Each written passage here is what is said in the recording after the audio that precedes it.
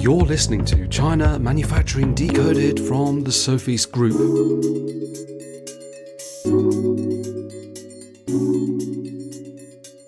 Hello, welcome back to the podcast, and it's China Manufacturing Decoded. Adrian here, joined by Renaud. Renaud, hi. Hi, Adrian. How's everything going? It's going well, and we've got a really important topic today. A couple of years ago, we covered design for quality, and actually there's a lot of these DFX topics, design for, and then you insert whatever you're designing for, right? And that was one of our very popular episodes. But one thing we haven't covered specifically is DFMA, right? Which is design for manufacturing and assembly. And actually this touches so many of the projects that we work on that it really bears some discussion today. So what we're going to do, we're going to go through what is DFMA and then talk about, how it's implemented, what happens if maybe you don't implement it, the key principles of it, and hopefully you can give us some cool examples of how this actually works and gets benefits. Yeah, well, you say some of the projects, it's, 100% of the products that have to be manufactured have to take it into account, right? It's like super basic. We keep pushing our customers. The two most basic ones, I would say, are first, design for simplicity. Don't go crazy, when you're thinking of the product concept and you start to think of, the list of features, etc. Keep it simple. And at the same time, whatever you're designing, make sure it's manufacturable, right? So these are the two base pillars, right? And then in some specific industries or applications also make sure it's compliant, right? Because otherwise you're not going to be able to sell it. So you need to be able to manufacture it, and you need to be able to sell it, basically. And you need to be able to actually finish the design. So don't go super complicated, right? Don't go crazy. So that's the very basic. And then when we talk about DFMA, it's design for manufacturing and assembly. There's actually a pretty popular book. It's like a textbook, if you want, for, kind of for students, but a lot of professionals have been using it already. And it's been out for, I don't know, at least 20 years. I forgot the name. Actually, there's a bunch of books by that title. But the two gentlemen who worked on that also developed some software and tried to, milk the cow in as many ways as they could. But they were really onto something very, very important, right? And if I try to summarize it in 1 minute, it is that when you design a new product, you always need to keep in mind a few things, and you need to make sure that the parts of the product can be manufactured, and there's a lot of good practices to follow. And you also need to make sure that these parts will be relatively easy to assemble, right? So that's why design for manufacturing and assembly. And you start by the parts, trying to have as few parts as possible, trying to have standard off-the-shelf parts wherever you can, and so on and so forth. And then by doing that, actually with fewer parts and so on, should make it, faster to assemble, because you don't need to assemble a part, that actually has been merged with another part, for example, right? And that's the whole idea. As you make things easier, actually, number one, possible to manufacture and assemble, because sometimes people come to us and it's not possible, right? Yeah, having the prototype that looks good, it doesn't mean it's going to be manufacturable. Totally. So sometimes it's like not manufacturable at all in the quantities that they have in mind, right? So typically, some people come to us, they have a 3D printed prototype, and they say, well, there you go. You can make that, right? And we're like, wow, no. You want to buy thousands of this, you're not going to 3D print it, right? And you want it to be relatively strong, sturdy. Okay, gotta go for plastic injection molding, but you absolutely cannot do plastic injection molding here. You need maybe 2 halves of the enclosure, etc., right? So first is it possible to manufacture? And then is it very difficult, And some companies like Apple will really try to push the envelope, right? Mm-hmm. But Apple is Apple, right? What, $3.5 trillion valuation these days, 10,000 people on the ground here, pushing the factory, the factories, and of course working with the best factories that are signing tens and hundreds of engineers working on the Apple product developments.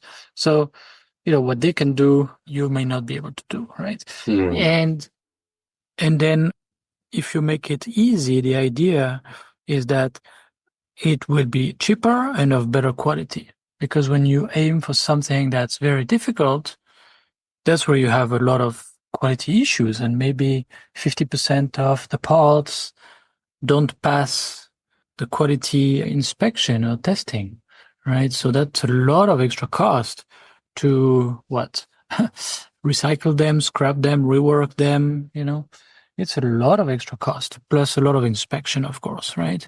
And it makes things slower, and it makes the whole forecast more difficult to hold for the manufacturers. And it's just very frustrating all around because it's a lot of uncertainty, right? So yeah, that's the idea at a very high level. Yeah, that's a good introduction, and as you said, high level kind of overview of it. It makes so much common sense. So of course we need to design our products to be manufacturable and easier to assemble, but it's not as simple as to just say that, because there is actually a methodology to this. And you mentioned basically all of our customers, we're going to be kind of trying to follow this process in different ways, because every project is different, every product is different. But some people, even, they don't concentrate on DFM while they're developing the product, which also could cause some problems, which I'm sure we'll go into, right? Yeah, exactly. That's the thing. All these design for something kind of approaches, this should be taken into account by the product designers, because if they spend a lot of time going down a certain rabbit hole and then, oh, ouch, it's not manufacturable, it's really it's going to be very difficult to manufacture because a lot of extra cost, delays, and so on. Okay, I get to scrap maybe 3 weeks of work and go in a different direction, or 3 months of work. So it should be taken into account by designers. And the problem is a lot of designers have no idea, right? And we see some people maybe hire, an industrial designer or mechanical engineer or electronic engineer, sort of fresh out of school or with just 2 or 3 years of experience. And these people have no clue about the manufacturing processes and what is possible and so on. And then sometimes they go on Upwork and they find, someone who doesn't really know all these things and make a lot of nice drawings. And we review it and we say, well, that's not going to work. That's not going to work. That's not good. Okay, who's going to adjust the design now, right? And most of the time we kind of have to do it, but in the end, it's still a cost for the customer. So it's something that design engineers really need to take into account. Yeah, absolutely. Okay, so shall we go through basically the basic parts of what DFMA is then? It's got some basic sort of principles within it. Yeah, right. I mean, maybe for people who have no idea what this is about, just compare a mom and pop restaurant with a McDonald's, right? You go to McDonald's and the way they make hamburgers and fries is highly systematic, but also the products themselves have been designed so that they can be made in a certain way, fast, right? Yeah.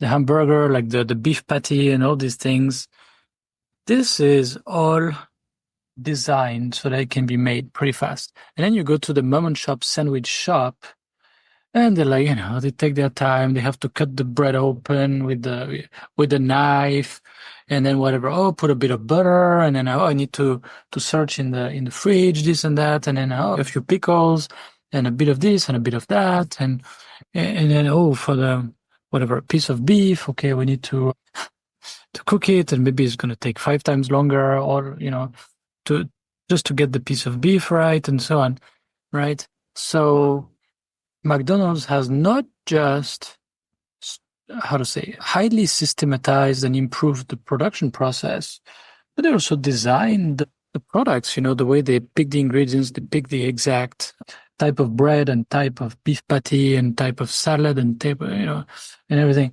And you want the fries, okay, French fries, boom, boom, boom, very fast. And then, you want the ketchup, well, it's in the little ketchup doughs, and you take it yourself, you squeeze it out yourself, right? So they've optimized the product also to be fast to manufacture, but also to be very consistent. Okay, the result has to be very consistent. So you design the process and the product at the same time, right? And when you think of design for manufacturing and assembly, that's what you do. You think of the process already, and you design the product for a certain process. And, toward the end, you have to kind of validate it by actually, designing and validating, and like running the process on that product design, right?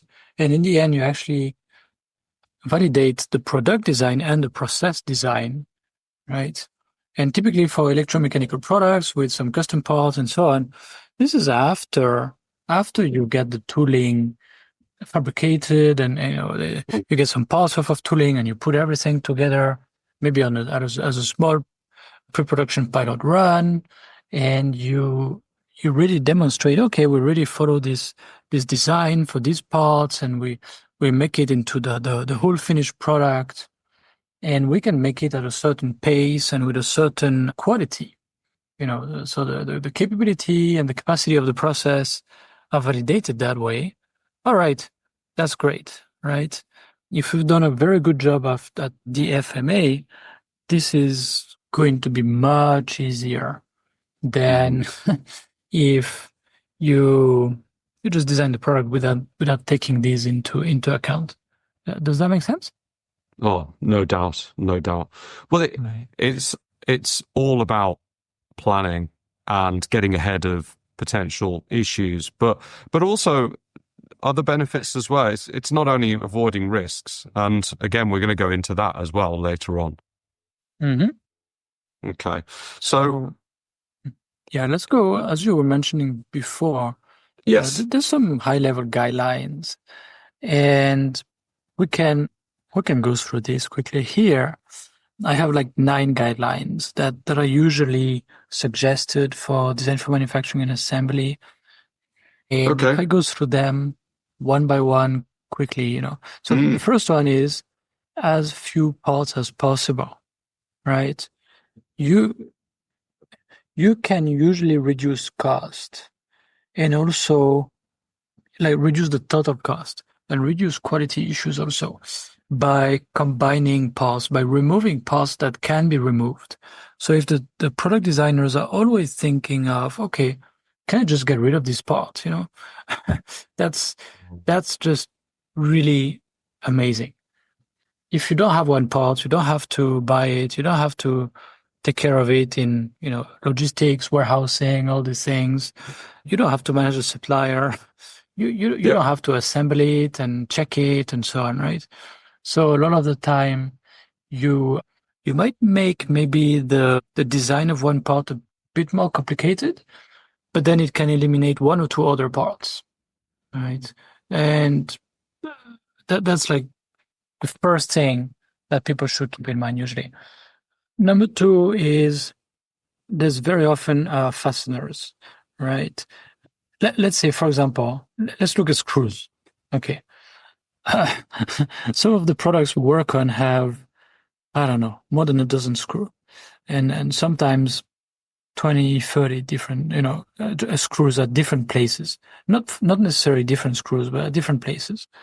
And each one of them will take the operator, to grab the screw and, with the electric screwdriver and position it right where it's supposed to be in the right hole. And then they go ahead. And if for whatever reason the torque is not right, then it's a quality issue right here, etc. Okay. This just makes everything more complicated. You also need to manage all these screws. You can sometimes, lose some of the screws, and then you notice it halfway through a production run. I mean, that's just terrible. Whereas if you can have a simple press fit sort of mechanism, well, you save a lot of time, and you save one part. You say, okay, no need for this screw, or maybe it reduces, maybe it replaces 4 screws. You just press something and then it clips into place, for example. Plus, it's actually better than screws also, because when you clip something in place and the operator gets the feedback, the clip, okay, done, like job done, right? Whereas with a screw, you have to trust the process. You have to trust, hey, like at the start of the shift, we just, we recalibrated the torque of the screwdriver, but is it still correct? So there's always a little bit of a risk. Okay. So number 2 is reduce the number of fasteners. And that's, typically, I remember there's a study about the number of fasteners in a Toyota car versus a GM car. And that was maybe 15 or 20 years ago. And they noticed, there's way, way fewer fasteners. But also one thing they noticed is, hey, they just use 2 kinds of fasteners. That's crazy. Which brings me to point number 3. Use common parts as much as possible on the same product and also across different product lines. If you have different products, try to reuse the same parts. Okay. So if you just have 1 or 2 kinds of for example, screws, again, keep things simple. It's much easier to manage them, much, different, like fewer SKUs to buy, and so on and so forth. You only have maybe 1 kind of screwdriver. Everything is easier, right? You have more, then you have to manage the complexity. You're going to have like different workstations, and you're going to have different screws. Kind of reduces your ability to have flexible lines, because you don't want the same operator maybe to have 2 or 3 different screws to manage. Like that's asking for issues here, right? So that's number 3. Use common parts, and this is not just screws or fasteners in general. This is about all the components you can. You can reuse whatever, the little rubber feet. You can reuse the labeling elements and the packaging. You can reuse whatever, the connectors and capacitors and so on the PCBA. Wow, great, much easier for everybody. Okay, all the way from purchasing to logistics, assembly, and so on. Number 4 is Poka-yoke, which means mistake proofing. Okay. You want to design the product in a way that makes it, if possible, makes it impossible. Like you prevent mistakes. This is typically when there's manual work. So, for example, in furniture, you have a lot of drilling to make the holes, and then it can be assembled with the other part, etc. Maybe think of a table. All right, the feet are going to get into the base, the base of the table. Usually, there's some drilling involved, and the problem is very often when the operator presents the part to be drilled into the drilling machine, very often they will put it in the wrong orientation or something. Now, very often might be just 1 time out of 1,000. All right, but that's still 1%.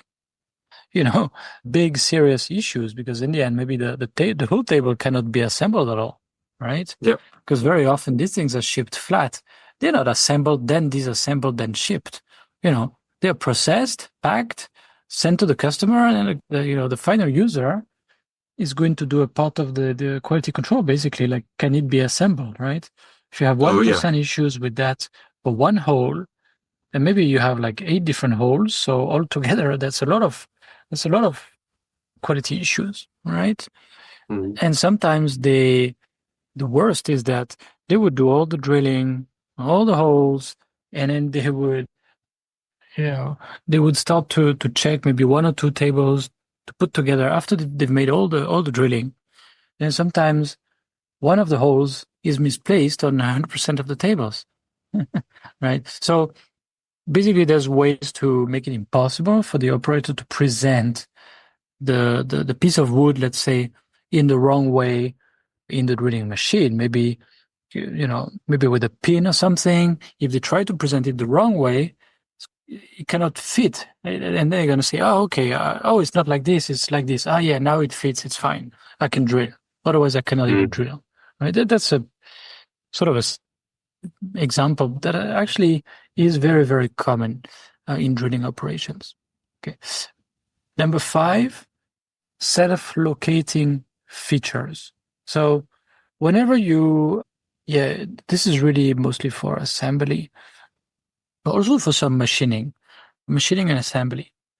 If you get to manually sort of like, okay, this is a bit too low, a bit too high, a bit too much on the left, this is kind of okay, the operator here is going to waste a lot of time, and there might be quality issues because sometimes it's not going to be nicely centered, right? So if possible, maybe the part, I don't know, comes out of a mold, well, you should have a little mark so that they can place the other part or do the machining operation, whatever, put the bit, the drilling bit in the right place or something like that, without thinking too much. Make it easier. If you can make it easier, again, it's going to be, faster, cheaper, better quality, right? And I think, what was his name? That Japanese consultant who worked a lot on Toyota production system, Shigeo Shingo, yeah. Yes. That pretty smart guy.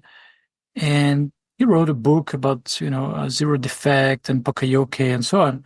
And one of his quotes is that you should aim at making the process easier, faster, and cheaper in that order. Now, I would have to Google that. But anyway, for sure, better and faster come before cheaper. The idea is that, I get it here. Easier, better, faster, cheaper. Yeah, in that order. So you make it easier. As it's easier, the operator will be much less likely to make a mistake. Okay. So quality is going to be better and it's going to be faster because, easier means faster, right? They don't struggle with it, right? So it's going to be faster. So easier, better means better quality. Okay. So you work on reducing the risk of quality and so on. And that reduces rework and a lot of extra cost. And then faster, well, why? Basically, you make it faster. That's great for cost. And then they put cheaper at the end. Okay. And the big message here is don't worry too much about making it cheaper. First, work on getting, making it easier, better, faster, which I totally agree with. If you make it easier, better, faster, all of these anyway impact cost, make it cheaper in the end, right? So anyway, sorry for the side note here. That was number 5. That was number 4. And then, I covered number 5. Yes, designing self-locating features. That was number 5.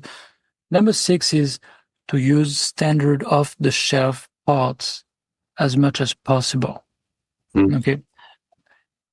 And that reminds me, for example, in SpaceX, usually Elon Musk likes to challenge a lot of conventional wisdom. And, one of the things that they did is they say, well, we're going to buy some parts that is consumer electronic parts, like some parts from whatever, Samsung, made in the hundreds of thousands, thoroughly vetted for, through reliability testing, etc. We're just going to use them, and they are much, much cheaper than aerospace grade parts that are made under AS, 9100 quality measurement system, by one of these aerospace specialized suppliers, etc., because the parts are like 10 times more expensive or 50 times more expensive. Well, actually, are they actually better? And then they say, well, let's just put it together and test. And then the NASA agency challenged them, hey, this is not aerospace grade parts. Say, well, let's do some testing. Okay. What's the problem? Reliability, quality? Okay. No problem. Let's do some testing.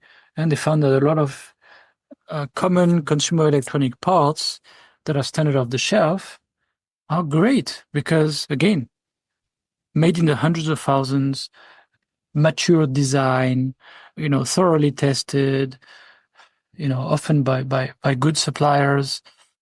You're gonna have very few quality and reliability issues in these cases.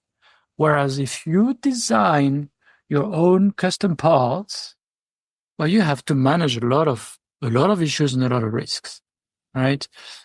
If you need, for example, very typical case, you need a plastic enclosure for your product. Okay, well, the plastic enclosure has to be injection molded. But you're going to make your own molds. So first, it's a lot of costs, right? So again, standard off the shelf usually is cheaper. Yep.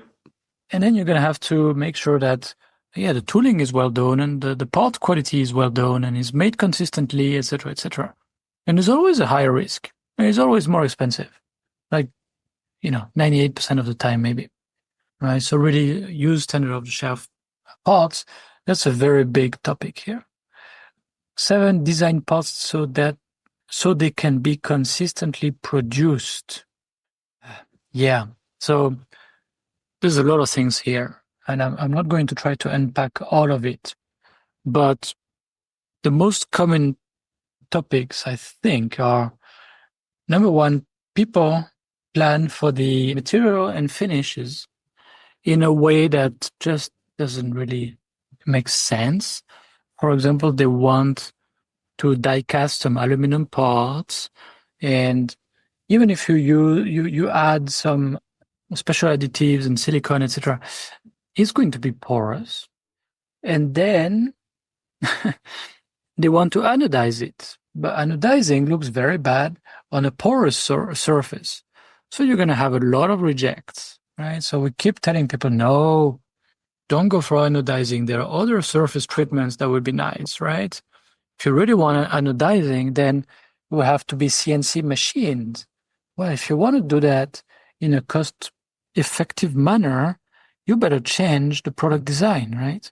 So this is really the essence of design for manufacturing. Another one is people very often, we notice, have no idea about tolerances in their mechanical drawings. So they design something with very tight tolerances and say, well, why is this like that? Oh, well, it's better if it's tight tolerances. Well, why? Okay, but then just make the design much harder, right? So, and very often what we notice is that it's, again, a junior engineer who doesn't really know what he's doing, wants to cover his behind and say, well, I'm going to go with tighter tolerances. It's better than looser tolerances, and then if there are some issues, they cannot blame me. Well, the problem is that if you make some very tight tolerances, a lot of manufacturing processes just can't achieve it, or you drive the cost much, much higher. For example, you have a CNC machine metal part. You need to do some finishing with some special processes like honing. There's some processes that can really achieve certain tolerances with, like, let's say, much higher accuracy. Okay. So and precision. Okay, sorry, much higher precision, I should say. So that's number 7, right? Design parts so they can be consistently produced. Number 8 is minimize part reorientation or operator awkwardness. And of course, make it easier, all right? Make it so that it can all be maybe machined or assembled, etc., without turning things around.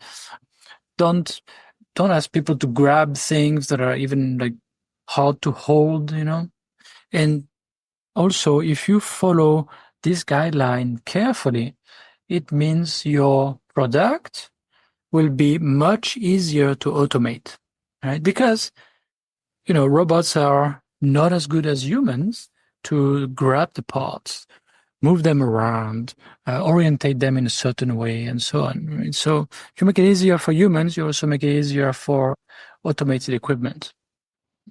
And number 9, and then I will stop here, is eliminate the need for adjustments. Okay, and that's kind of obvious. Keep things simple, straightforward. Avoid anything that could look like rework, right? And yeah, just keep things simple and straightforward. Let's say it this way. Does that all make sense? Or?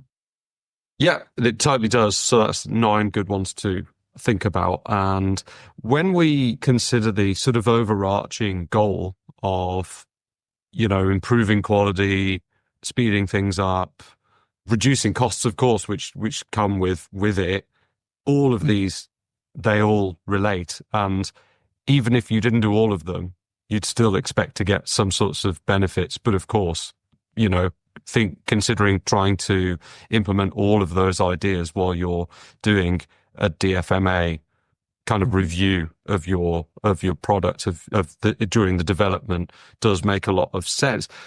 I think we've already covered kind of the benefits. So maybe to crystallize exactly how this would sort of work, maybe you could share some examples of products that have benefited from DFMA. Maybe they're real examples of our customers, obviously not giving away any confidential information, or just ones that you know about.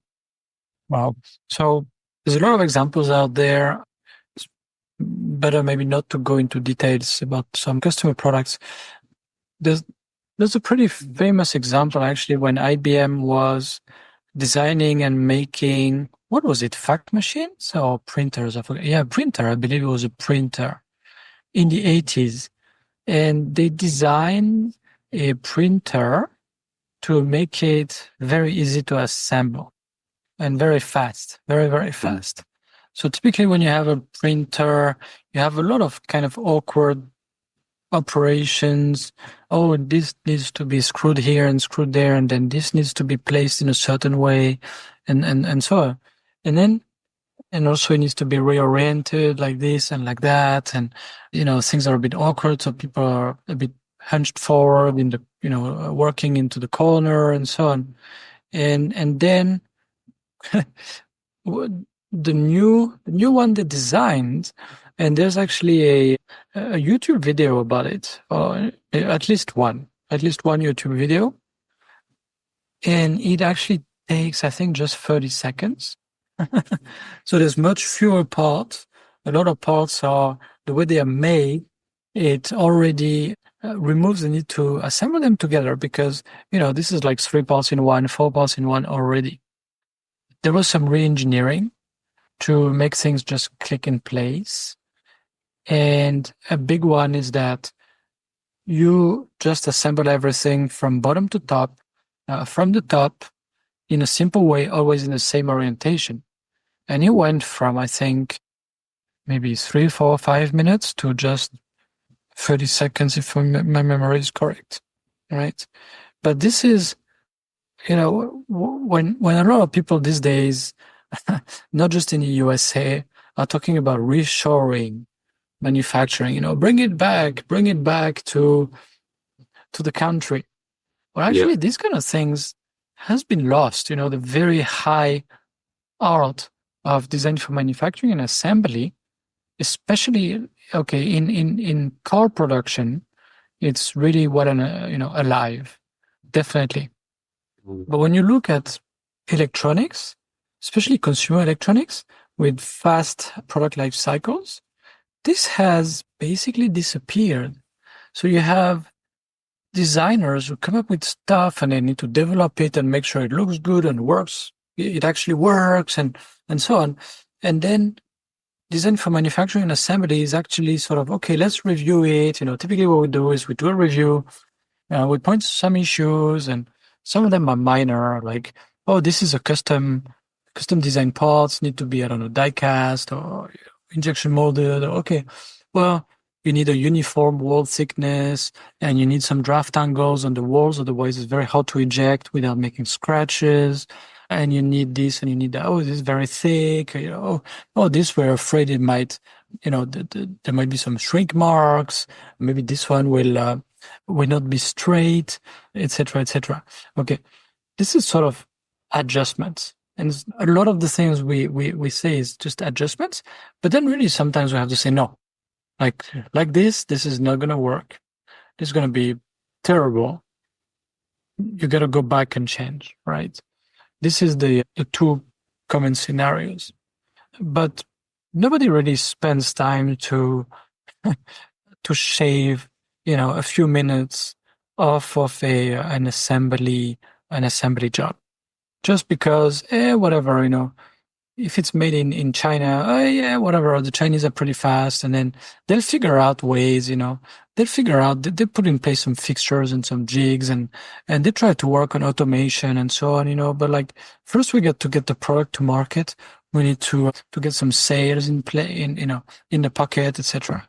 And then, version 2, well, no, we're not going to take this and just optimize it for quality, cost, etc. No, we need to add special features and we need to make it cool and whatever, So manufacturing, whatever, they will figure it out, they will review it, we'll make adjustments if necessary, That's really what we see.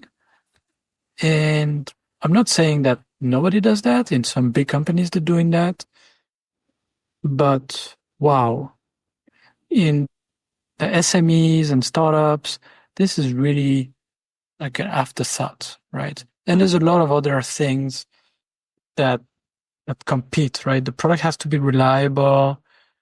The product has to be maybe repairable, and so on and so forth, right? Maybe it has to be disassemblable for recycling certain parts, and so on. So there's a lot of competing priorities, and usually it's sort of, let's try to have, ideally a good engineer who has an idea already so he doesn't make gross mistakes. And then in that case, we'll just do some adjustments, right? The manufacturer would tell us what to adjust, and we'll just adjust it and then go ahead, and they will find ways to make manufacturing more efficient, right? So that's really the dominant approach in our customer base. Yeah, and what we're driving at here, it's not necessarily about lowering costs, although that is a benefit, which of course is going to be attractive to basically anybody that's trying to bring a product to market.